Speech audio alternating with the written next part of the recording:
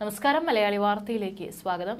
മുഖ്യമന്ത്രിയുടെ തട്ടകമായ കണ്ണൂരിലും സർക്കാരിനെതിരെയും മുഖ്യമന്ത്രിക്കെതിരെയും രൂക്ഷ വിമർശനമുയർന്നു. സർക്കാരിന്റെ ഭരണപരാജയത്തിന് കാരണമാണ് തെരഞ്ഞെടുപ്പിലെ വമ്പൻ തോൽവിക്ക് കാരണമെന്നാണ് പാർട്ടി സംസ്ഥാന സെക്രട്ടറി MV ഗോവിന്ദന്റെ സാന്നിധ്യത്തിൽ കഴിഞ്ഞ ദിവസം നടന്ന ജില്ലാ കമ്മിറ്റി യോഗത്തിൽ പിണറായി വിഭാഗക്കാരനായ നേതാക്കൾ തന്നെ തുറന്നടിച്ചത്. കല്യാശ്ശേരിയിൽ മുഖ്യമന്ത്രിയുടെ വാഹനത്തിന് നേരെ കരിങ്കൊടി കാണിച്ച ഡിവൈഎഫ്ഐ പ്രവർത്തകർ പൂച്ചട്ടി കൊണ്ടും ഹെൽമറ്റ് കൊണ്ടും യൂത്ത് കോൺഗ്രസ് പ്രവർത്തകരെ നേരിട്ടത് തെറ്റായ നടപടിയാണെന്നും യോഗത്തിൽ അഭിപ്രായമുയർന്നു. ഇതിനെ രക്ഷാപ്രവർത്തനമാണെന്ന് മുഖ്യമന്ത്രി വാർത്താ സമ്മേളനത്തിൽ വിശേഷിപ്പിച്ചത് പൊതുജനമധ്യത്തിൽ അവഹേളനമുണ്ടാക്കി. സോഷ്യൽ മീഡിയയിലും ചാനലുകളിലും ഇത് സംബന്ധിച്ചുയർന്ന ചർച്ചകൾ സർക്കാരിനും പാർട്ടിക്കും തിരിച്ചടിയായി മാറി. പാർട്ടി അണികളിൽ പോലും ഈ വിഷയത്തിൽ തെറ്റിദ്ധാരണയുണ്ടാക്കാൻ വലതുപക്ഷ മാധ്യമങ്ങൾക്ക് കഴിഞ്ഞു. മുഖ്യമന്ത്രിയുടെ പൊതുപരിപാടികളിൽ അവതാരകരോട് മോശമായി പെരുമാറുന്നതും മൈക്ക് തകരാറായതിന് പോലീസ് കേസെടുത്തതും ഒരു കമ്മ്യൂണിസ്റ്റ് ഭരണാധികാരിക്ക് ചേർന്നതല്ലായിരുന്നെന്നും പിണറായി വിഭാഗക്കാരനായ മറ്റൊരു നേതാവ് ചൂണ്ടിക്കാട്ടി.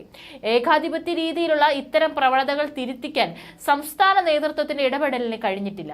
മുഖ്യമന്ത്രിക്ക് കീഴിൽ വിനീത വിധേയരായി നിൽക്കുകയായിരുന്നു പാർട്ടി സംസ്ഥാന നേതൃത്വം. നേരത്തെ പാർട്ടിയായിരുന്നു സർക്കാരിനെ നയിച്ചിരുന്നത്. ഇപ്പോൾ മുഖ്യമന്ത്രിയാണ് പാർട്ടിയെയും സംസ്ഥാന സർക്കാരിനെയും നയിക്കുന്നത്. ഈ നിലയിൽ പോയാൽ പാർട്ടിയുടെ നിലനിൽപ്പ് തന്നെ ചോദ്യം ചെയ്യപ്പെടും. വ്യക്തികൾ പാർട്ടിക്ക് അപ്പുറത്തേക്ക് വളർന്നതിന്റെ തിരിച്ചടിയാണ് ബംഗാളിലും ത്രിപുരയിലും നേരിട്ടത്. ഇതിൽ ജാഗ്രത പാലിക്കേണ്ടതുണ്ട്.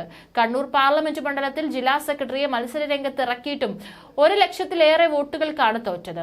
മട്ടന്നൂരും ധർമ്മടത്തും നേരിയ ഭൂരിപക്ഷമാണ് നേടാൻ കഴിഞ്ഞത്. പാർട്ടി ശക്തി കേന്ദ്രങ്ങളിൽ BJPക്ക് വോട്ടുകൾ കൂടിയത് അപകടകരമായ സാഹചര്യമാണ് സൃഷ്ടിക്കുന്നതെന്ന് മറ്റൊരു നേതാവ് ചൂണ്ടിക്കാട്ടി. താമര ചിഹ്നത്തിൽ വോട്ട് ചെയ്യാൻ പോലും മടിയില്ലാത്തവരായി പാർട്ടി അനുഭാവികളും അംഗങ്ങളും മാറിക്കഴിഞ്ഞു. 2019-ലെ തോൽവിയേക്കാൾ ഇത് അപകടകരമാണെന്ന വിമർശനവും ഉയർന്നു. ദല്ലാൽ നന്ദകുമാറുമായി കേന്ദ്ര കമ്മിറ്റി അംഗമായ EP ജയരാജന് ബന്ധമുണ്ടെന്ന ആരോപണം പാർട്ടിയുടെ പ്രതിച്ഛായയെ ബാധിച്ചു.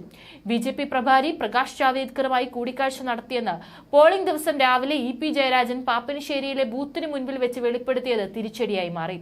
പാർട്ടി സംസ്ഥാന സെക്രട്ടറി MLA ആയ തളിപ്പറമ്പ് മണ്ഡലത്തിലെ K സുധാകരന് വോട്ട് കൂടിയത് MV ഗോവിന്ദന്റെ പിടിപ്പുകേട് കൊണ്ടാണെന്ന തുറന്ന വിമർശനവും ഉയർന്നു. സ്പീക്കർ AN ഷംസീറിന്റെ ഗണപതി മിത്താണെന്ന വിമർശനം MV ജയരാജന്റെ തെരഞ്ഞെടുപ്പ് പ്രചാരണത്തിൽ നിന്നും ഒരു വിഭാഗം നേതാക്കൾ വിട്ടുനിന്നത് പരിശോധിക്കണമെന്നും മൃദു വിമർശനം ഉന്നയിച്ച നേതാക്കളിൽ ചിലർ ആവശ്യപ്പെട്ടു. സംസ്ഥാന കമ്മിറ്റി അംഗീകരിച്ച തെരഞ്ഞെടുപ്പ് അവലോകന റിപ്പോർട്ടിലാണ് ജില്ലാ കമ്മിറ്റിയിൽ ചർച്ച നടന്നത്.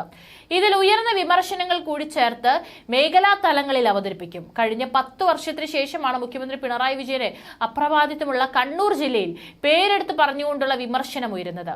സർക്കാർ വകുപ്പുകളിൽ മുഖ്യമന്ത്രി കൈകാര്യം ചെയ്യുന്ന ആഭ്യന്തര വകുപ്പിനും പോലീസിനുമെതിരെയാണ് അതിരൂക്ഷ വിമർശനം ഉയർന്നത്. പോലീസിനെ മുഖ്യമന്ത്രി അഴിച്ചുവിട്ടിരിക്കുകയാണെന്നും മാധ്യമവേട്ട പാർട്ടിക്ക് തിരിച്ചടിയായെന്ന് വിമർശനം ഉയർന്നിരുന്നു. പൊളിറ്റിക്കൽ സെക്രട്ടറിയായ P ശശിയാണ് മുഖ്യമന്ത്രിയെ മറികടന്നുകൊണ്ട് പോലീസിനെ നിയന്ത്രിക്കുന്നത്. പാർട്ടിയുമായി കൂടിയാലോചനകൾ നടത്താൻ തയ്യാറല്ലാത്ത P ശശിയെ തലസ്ഥാനത്ത് നിന്ന് മാറ്റണമെന്ന ആവശ്യവും അവലോകന യോഗത്തിൽ ഉയർന്നിട്ടുണ്ട്.